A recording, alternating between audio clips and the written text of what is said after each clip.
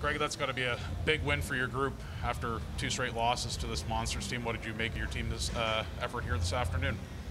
Yeah, really proud of how they competed. It's been a tough week. Both teams had a tough travel last night. We really needed to rely on the depth of our roster, really. And once we got through the first 15 minutes of the game, we had a bit of a slow start or find our footing. But once we got going those last 5 minutes of the first and then right into the second, it was a good structured effort where everybody was buying into knowing what we needed to do to win a hockey game. Did you like your team's response after that late third period goal heading into overtime? Yeah, the energy was good all day. The guys were saying the right things on the bench, and I didn't feel at any point we as a staff had to find a way for them to want to do the right things. It was a very mature game. Our young group has come a long ways, and as tough as the last week and a half has probably been with some of the games and results that we've had, they stuck to a process today, and they're starting to find their way. Also encouraging the power play yet again, getting on the board. I mean, are you liking the puck movement from them and kind of almost simplifying the man advantage? Yeah, exactly. It was a few games ago we started to change a little bit of our mindset and how we wanted to approach that area of our special teams, and now it's just taking the guys a few games and some reps to get comfortable back inside of a different approach, and now it's starting to come. I got to ask you, but what did you think of Keith Petruzzelli getting his first start? I mean, that's obviously got to be encouraging for you guys, and certainly a happy moment in that locker room following tonight's game. Yeah, he did a really good job. He reminds me a lot of Ian Scott with how calm he is in net. Anytime you have a goalie that can instill some confidence and stillness back there, it just gives confidence to the team in front of him to play well.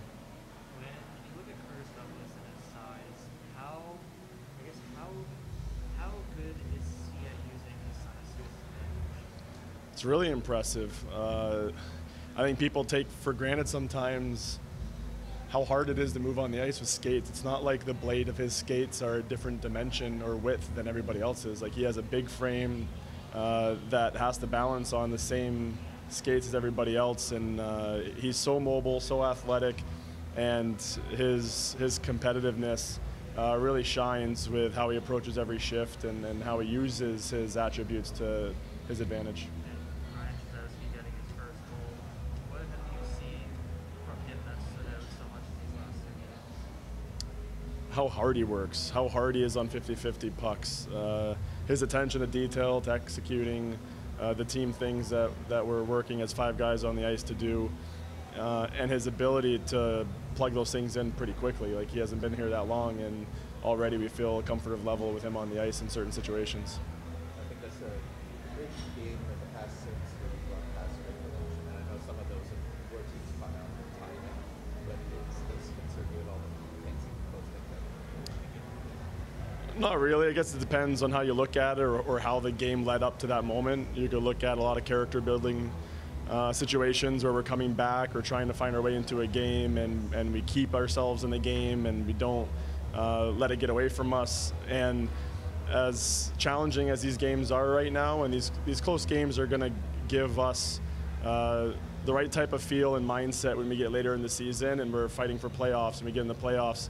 It's these types of games we're going to rely on the experience of how to close the game out.